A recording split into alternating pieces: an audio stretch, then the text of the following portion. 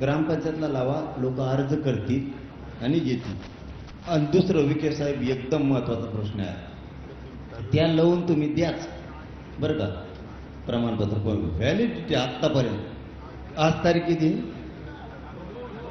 2, तुम्ही आत्ता इथून गेले नाही का आदेश काढा. आत्तापर्यंतच्या व्हॅलिडिटीला वर्ष झाले लोक रोखून धरल्या. 25,000 रुपये दिले की 1 मिनिटात व्हॅलिडिटी देतो. याचा अर्थ खोटी आहे का? नाही. तो दाटून म्हणतो तांत्रिक अडचणी आहे. तेवढा मात्र एक निर्णय करा, व्हॅलिडिटी ताबडतोब द्या. व्हॅलिडिटीच्या देण्यासंदर्भात आपण जो मुद्दा मांडला तो अतिशय बरोबर आहे. त्या ठिकाणी लोकांना प्रचंड त्रास सहन होतो, मानसिक त्रास होतो. म्हणून आम्ही आता एक समितीने असं ठरवलं आहे की आता त्या समितीला एक कॉशन ज्युडिशियल पॉवर दिले, न्यायिक अधिकार दिले नाही. तरी आम्ही आता ते स्वतंत्र त्या संदर्भात माहिती घेऊ. आता जिल्हाधिकाऱ्यांना प्राधिकृत करतो आपण प्रत्येक जिल्ह्याच्या, तरी प्रत्येक सोमवारी मिटिंग घेऊन या संदर्भात जेवढे दाखले आलेले आहेत ते ताबडतोब निकाली काढावे. म्हणजे त्या दात पडताळणी समितीकडे ते पडून राहणार नाही, ते लोकांची हेळसांड होणार नाही. अशा प्रकारचा मी आता प्रस्तावित केलेला आहे. आमचं तळतळीनं म्हणणं आहे, एक पोरगा गरीबाचं MBBSला राजेसाहेब लागलं, 8 महिने झालं व्हॅलिडिटी टाकलेलं. त्यांनी ॲडमिशन घेतलं गुवाहाटीला, नंबर लागला. बाप नाही आहे, आई होती. रडत रडत अंतरवालीला आले. त्यांनी सांगितलं रुपयाने पोराचा टॉपच्या कॉलेजला नंबर लागला, व्हॅलिडिटी द्यायना. 18,000 रुपये जर दिले तर लगेच देत होते. ते जुळवावर घर पण नाही काय, कुठून द्यायचे. संजय शिरसाट साहेबांनी फोन केला, आत्ता व्हॅलिडिटी दी, काही अडचण असेल तर मला सांग. अडचण नाही म्हणे साहेब. फक्त 18,000 रुपयासाठी त्या पोराचं आयुष्याच वाटलं जातं, कारण त्या कॉलेजने सांगितलं होतं तुझं ॲडमिशन रद्द झालं. ही सत्य परिस्थिती. म्हणून आत्तापर्यंतच्या म्हणतो मी, आत्तापर्यंतच्या ज्या व्हॅलिडिटी टाकल्यात त्या पुऱ्या देऊन टाका म्हणून सांगा तातडीने. यापूर्वी जिल्हा स्तरावर जे जात पडताना समितीकडे मनुष्यबळ नव्हतं. आता मागच्या 1 महिन्यानंतर माननीय मुख्यमंत्र्यांच्या निर्देशानंतर सगळ्या 29 जिल्ह्यामध्ये ॲडिशनल कलेक्टरांचे अधिकारी आपण तिथं अध्यक्ष करून टाकले. पूर्ण आता मनुष्यबळ दिलेलं आहे आणि त्यामुळे आता त्याला गती आणि आता जिल्हाधिकाऱ्यांना त्या पद्धती सूचना देण्यात येतील असं मी म्हटलं तुम्हाला. आता पूर्वी तसं नव्हतं, मग काही महिन्या काही वर्षांमध्ये ते राहून गेलं होतं. आता ती कार्यवाही झालेली आहे. याच्याबरोबर वंशावळ समिती गठीत नाहीये, ती गठीत करा. हा, आणि शिंदे समितीला ऑफिस पण द्या. त्याला ऑफिस पण नाहीये, काम नाही करताय. तालुका स्तराच्या दिली कधी? आत्ता का? हा, आत्ता दिली असं, कारण ते लय हाल होते. ते वंशावळ समिती चांगलं आहे, चांगलं आहे. तालुका स्तरावरती. आणि विखे साहेब आपण शिंदे समितीला ऑफिस एक, वंशावळ समिती तालुका स्तरावरती हे देणं आवश्यक आहे. चांगलं झालं, चांगलं झालं. आणि शिंदे समितीला कायम नोंदी शोधायच्या सांगा, तिला बंद ठेवू नका. हा, ती सुरू ठेवा. काय होतं? हा, आणि विखे साहेब हे मुद्दे लय महत्वाचे आहेत बरं का. बैठक होऊन गेली, लेकर गरीबाच्या लांबून मुंबईपर्यंत येतात. हे काय मजा करायला नाही आले, वेदना घेऊन आलेले. त्याच्यासाठी मोडी लिपी, फारसी आणि उर्दू याचे अभ्यासक खूप कमी आहेत शासनाकडे. ते मात्र घ्या. तुम्हाला लागले तर आम्हाला सांगा. आमच्याकडं जवळपास 250 ते 300 आहेत. आम्ही तयार केले.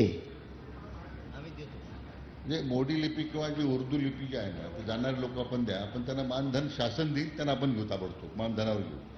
म्हणजे मग कार्यवाही करता येईल आपल्याला. ती आमची जबाबदारी मानधन देण्याची. मानधन नको आम्हाला, फुकट करतो आम्ही. फक्त घ्या तुम्ही आम्हाला. आमचं फेसकुट पडलं इथं. तुम्हाला काय सांगावं ह्या नोंदीसाठी त्यासाठी. पैशाचं काय करायचंय? आमच्याकडे एक धाराशिवला असा आहे वकील, रितापुरे नाव आहे. त्यांनी 100 मोडी लिपी तयार केलेत आणि कोणकडे खर्चीला पैसे देत होते. सापडे म्हणतोय जाऊ. पदरून. तुमचे पैसे काय घ्यावा, तुम्ही फक्त अधिकार दिला ना नोंदी शोधण्याचा, हे मोडी लिपी तू कुठल्या राज्यातल्या जिल्ह्यात जाय आणि नोंदी शोधेव, एवढाच अधिकार द्या. पैसे नको, पैशाने फेसकुट पडे आमचं, तुम्हाला काय करायचं, आम्ही आमचं वावर इकोवर राहिलं गुंठाभर, तुम्हाला काय करायचं, नाही सापडून गेलं मग बॉल. फक्त मोडी लिपी घ्या ना, अधिकार द्या त्याला. आता मुद्दे संपले, आता मेन राहिले मुद्दे. आपण त्यांना म्हणलो तो मराठा आणि कुणबी एक हे ह्यो जी आर काढा, 58 लाख नोंदीचा आधार आहे. त्यांचं म्हणणं आहे प्रक्रिया थोडी एवढा आधी करू, प्रक्रिया थोडी किचकट आहे, महिनाभरचा वेळ द्या. तुमच्या सगळ्याच्या म्हणण्यानुसार मराठा आणि कुणबी एक हे जे आर काढायसाठी किचकट नसून द्या, आपल्याला सगळं कळत आहे. पण डोक्यात घे जायचं, पुढं चला जायचं. काहीच नव्हतं 75 वर्ष. मग काय केलं, मी म्हणलं बाबा महिना नाही 1.5 महिना घे, पण जी आर काढा मराठा आणि कुणबी एक ह्याचा. विखे साहेब बरोबर का, तर विखे साहेबाचं आणखीन थोडंसं त्यांचा हातले जड दिसतोय मला वाटतं विखे साहेबात. ते म्हणले 2 महिने म्हणा, जरा 2 महिने म्हणा, तर बरं 2 महिने जाऊ द्या. काय करता आता, एखाद बार हुशार माणसात लय अवघड असतं बाबा, ते डोकं लावूनच बाण टाकीत असते. त्याच्यामुळं त्यांच्या म्हणण्याप्रमाणे, कारण शिंदे समितीनं विखे साहेबाचं नाव सांगितलं आपल्याला, 2 महिन्याचा वेळ याच्यासाठी द्या. ठीक आहे, देऊ. राहिली सगळ्या सोयरेच, त्याची छाननीच व्हायना आणखी. छाननी, हा हरकती आलेल्या आहेत ना, त्याची छाननी व्हायना.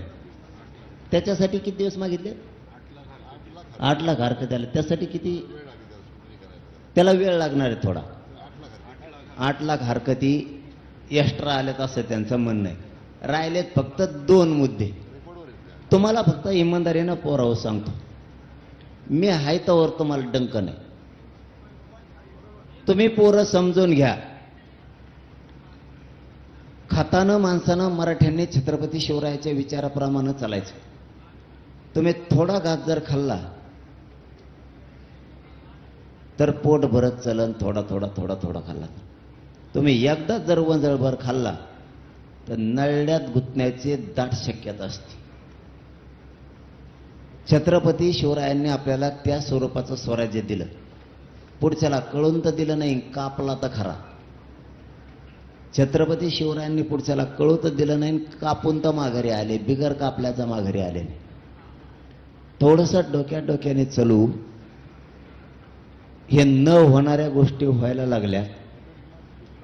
2 गॅजेटियरची ती अंमलबजावणी करून बाकीच्या 6 मागण्याची अंमलबजावणी करायले, सगळ्यांचा जी आर काढून. विखे साहेब जी आर काढायलेत ना सगळ्याचा, सामंत साहेब, हा सगळ्यांचा जी आर काढायले. आता लगेच आपण हा म्हणलं की म्हणले ना ते लगेच ना, आणि आम्ही गेल्यावर नाही, मग मी नसतो जात.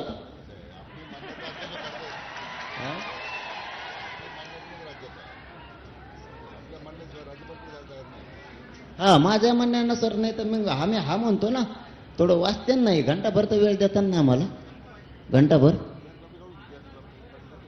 हा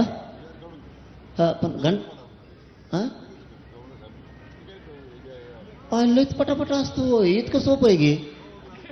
मग आपण फेस पाडीला मग 5 दिवस उपोषणला बसू.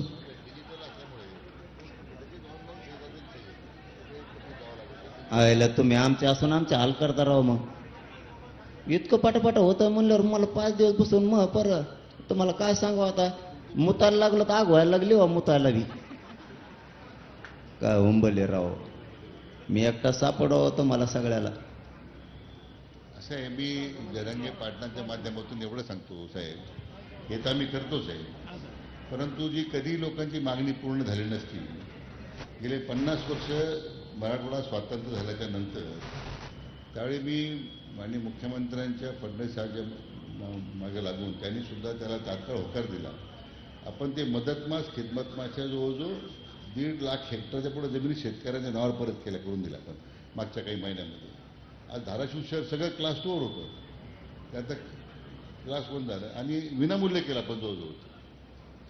कमी यायचे 25%, 50% लागत होतं, 5%वर काहीतरी केलं पण 4%वर. म्हणजे धाराशिव आहे, नांदेड आहे, मग बीड आहे, या सगळ्या जिल्ह्यातल्या लोकांचा फार उपयोग झाला. म्हणजे त्यामुळे आपली भूमिका ती सकारात्मक आहे. पण असं आहे की आता आपण ज्या भूमिका मांडताय त्याला आम्ही ते सुद्धा तीच भूमिका आमची आपल्या दृष्टीने त्या पोटतिडकीनं आपण हा सगळा प्रश्न हातात घेतलेला आहे याची जाणीव आम्हाला आहे शासनाला. म्हणून तर आम्ही 4-5 दिवस कायद्याच्या सगळ्या बाबी तपासून मग आम्ही आपल्याकडे आलेलो आहे. फक्त शेवटचा शब्द बोलतो लय वेळ घालण्यापेक्षा. हे झालंय, आता समाजाचा अपमान होऊ देऊ नका. आणि दुसरं, याच्यात कोणी आडवा आला तरी टिकवण्याची जबाबदारी सरकारने, लढायची जबाबदारी आपण सगळ्यांनी घ्यावी. मान्य? मान्य. आता पोराव ऐका, हैदराबादच्या गॅझेटियरची लगेच तात्काळ अंमलबजावणी आत्ता करायले. मान्य आहे का पोराव? तासभरात ते आपल्याला JR द्यायलेत. दुसरा मुद्दा ऐका आता, दुसरा मुद्दा थांबा ना.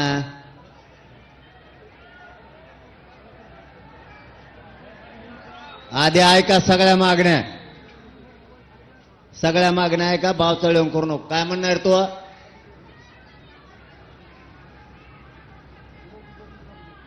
काय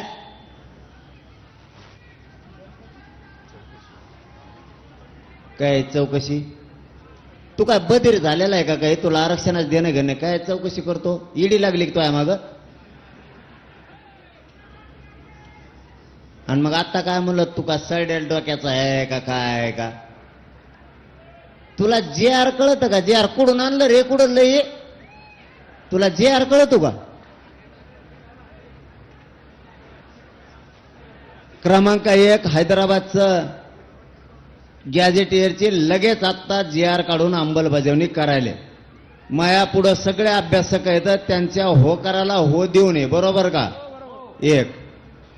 2, सातारा संस्थांची पण JR काढायले. फक्त 15 दिवस त्यांचं म्हणणं आहे. त्याच्यातल्या काही त्रुटी आणि ते बरीच किचकट संस्थांचं आहे. 1 महिन्यात सगळं करून देतो. त्याची विखे साहेबांनी, बाबाराजे साहेबांनी जबाबदारी घेतली. राजेचा शब्द म्हणजे अंमलबजावणी. नसता मग राजेचं आपलं भांडण होणार बरं का? मावळेत नाही, मावळ्यांना भांडायचं. कोणी भांडायचं मग? अरे त्यांना बाबाराजे म्हणतात राव. लय आमचं जुनं, आपण तुम्हाला दादू म्हणतात. दादू हे असं असतं, ते लाडाचं नाव असतं. छत्रपतींना शोभा लाडाचं नाव असतं. मराठ्यांचं आणि देशातल्या हिंदूचं लाडाचं नाव बाबाजी राजेसाहेब. राजेसाहेब चुकत नाही ना काही? असं असेल तर. नाही तर मग मला शिवेंद्रराजे साहेब म्हणाल. कारण तिथल्या लोकांनी आम्हाला जनरल सांगितलं होतं आसपासच्या शहरातल्या, की बाबाराजे साहेबांना लाडाने राजेसाहेब, बाबाराजे साहेब म्हणते. मग आम्हाला जरा लाडाचं नाव घ्यायची सवय खेड्यातल्या पोरायला. दुसरं काय? ती पण गॅजेटची 1 महिना राजेसाहेबांनी शब्द दिला म्हणल्यावर ती सुद्धा आजच अंमलबजावणी झाल्यात जमा आहे. ते सुद्धा टेन्शन घ्यायची गरज नाही. राहिला केसेसचा विषय, केसेस मागे घ्यायला लागले. त्याचा पण JRच काढायले ना? त्याचा पण JR काढायलेत. हा, पहिल्यांदा लेखी देत होते आपल्याला, ते आता JR काढायले. प्रत्येकाचा JR काढा 1-1. हा, सगळ्याचा JR जमन ना? जमन ना? मला वाटतं हे 2 गॅझेटियरचे वेगळे गाव राजे साहेब. हा, नाही गॅझेटियरचे काय करा वेगळे वेगळे. त्याला काय प्रोसिजर किती लागणार?